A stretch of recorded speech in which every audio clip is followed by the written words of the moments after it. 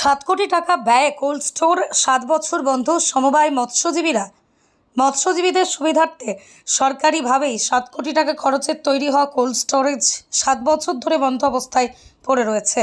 সমস্যায় মৎস্যজীবীদের সুবিধার্থে একটি কোল্ড স্টোরেজ ও আইসি ফ্যাক্টরি তৈরি করেছিল মৎস্য দপ্তর।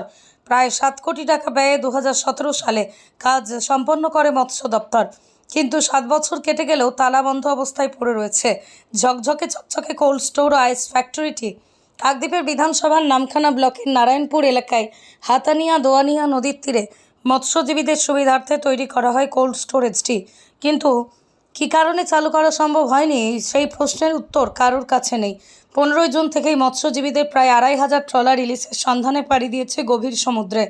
এই পরিস্থিতিতে সমুদ্র থেকে ধরা মাছ ভালো রাখতে মৎস্যজীবীদের প্রথমে প্রয়োজন পড়ে বরফ। অন্যদিকে বেশি পরিমাণে মাছ ধরে আনলে সেই মাছ তাড়াতাড়ি বাজার না পারলে তা নষ্ট হয়ে যায়। সেক্ষেত্রে কোল্ড স্টোরেজ ও আইস ফ্যাক্টরির গুরুত্ব বেশি মৎস্যজীবীদের কাছে। এই পরিস্থিতিতে চকচকে তৈরি হওয়া কোল্ড স্টোরেজটি বন্ধ হয়ে পড়ে রয়েছে 7 বছর।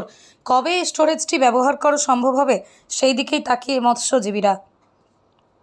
হ্যাঁ, এটা যখন প্রজেক্টটা হাতে নেওয়া হয় তো আমাদের থেকেই এই প্রপোজালটা গিয়েছিল যে এখানে একটি বরফকল এবং স্টোর করলে মৎস্যজীবীদের সুবিধা হয়, কিন্তু প্রজেক্টটি কমপ্লিট হয়ে যাওয়ার পরেও এখনও কী কারণে যে ওটিকে এখনও মৎস্যজীবীদের জন্য খুলে দেওয়া হয়নি বা এখনও ওইটি পড়ে রয়েছে প্রায় 17 সাল থেকে তৈরি হওয়ার পরেও।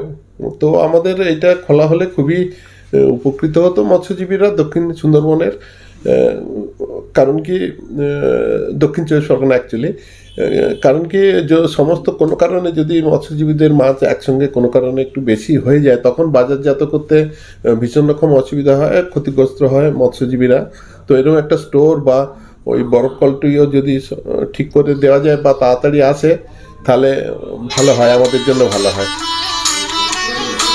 প্রচুর অসুবিধা। 2017 সালে কাজ শুরু হয়েছিল, এখন শেষ হয়ে গেছে, কিন্তু এখন আমরা মাছ নিয়ে আসলে নদী থেকে যদি প্রচুর পরিমাণ মাছ হয় স্টোরটা ভালো হয়ে স্টোরে রাখতে পারতাম। এখান থেকে এখন মাছ রাখার কোনো সুবিধা নেই।